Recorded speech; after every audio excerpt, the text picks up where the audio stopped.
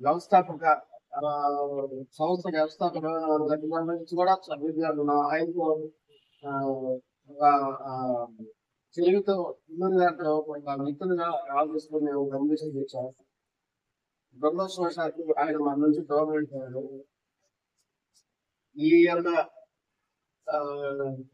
కార్యక్రమం భాగంగా ఆ బాధని దిగమించడంలో మనం ఏం చేద్దాం, ఎలా చేద్దాం, ఏంటి అనేది మనం ఒకసారి ప్రశ్నించుకొని మనందరి యొక్క విద్యార్థులు ముందరికి వెళ్తామని మీ అందరికీ మనవి చేసుకుంటూ ముందుగా ఈ సమావేశాన్ని చేసిన మన అశోక్ కుమార్ గారు, సీతారామ కర్మం గారు, అలాగే గంగా గారు, స్వామి ఆనంద్ గారు, శ్రీవల్లి నాగేశ్వరి గారు, మన మిత్రులందరూ ఈనాడు ఈ సమావేశం చేశారు. అందరికీ వచ్చేసినందుకు ధన్యవాదాలు తెలియజేస్తూ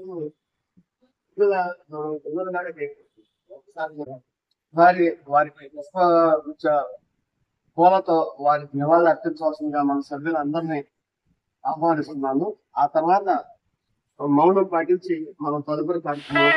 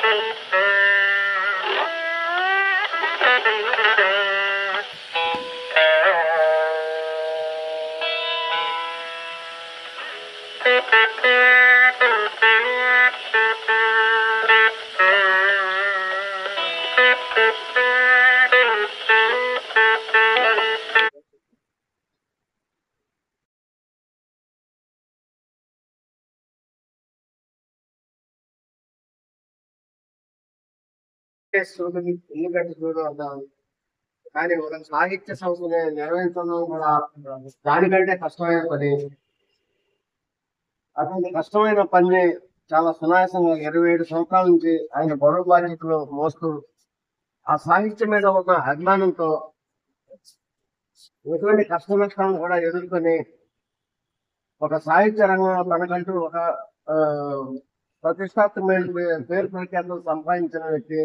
ఆయన సాహిత్య రంగంలో కూడా అనేక పుస్తకాలు రాయటం కానీ, కవిత్వం రాయటం కానీ, సాహిత్య పరంగా కృషి చేసిన వ్యక్తి కుల్లూరి గారు.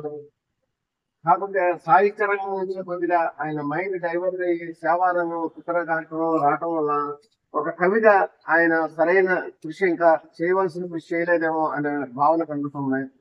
ఈ ఈ సందర్భంగా మన ఎక్స్రే సంస్థ మనం భవిష్యత్తులో ఎలా తీసుకెళ్దాం, ఎలా ముందుకు తీసుకెళ్దాం, ఆర్థిక పరమైన ఇబ్బందులు కూడా మనం ఈ సంస్థను ముందుకు తీసుకెళ్తాం ఎదుర్కోవాల్సి ఉంటుంది. వాటిని ఎలా అధిగమించాలి, ఈ విషయాలన్నింటి మీద మన సభ్యులందరూ క్లుప్తంగా వారి యొక్క మనోభావ అభిప్రాయాలను తెలియజేసే ముందుగా మనం మన కొల్లూరి గారికి, అలాగే ఇటీవల మరణించిన ప్రముఖ సాహితీవేత్త అందశ్రీ గారికి కూడా ఒక నిమిషం మౌనం పాటించి ఆ తదుపరి మనం మన కార్యక్రమంలో రాద్దాం.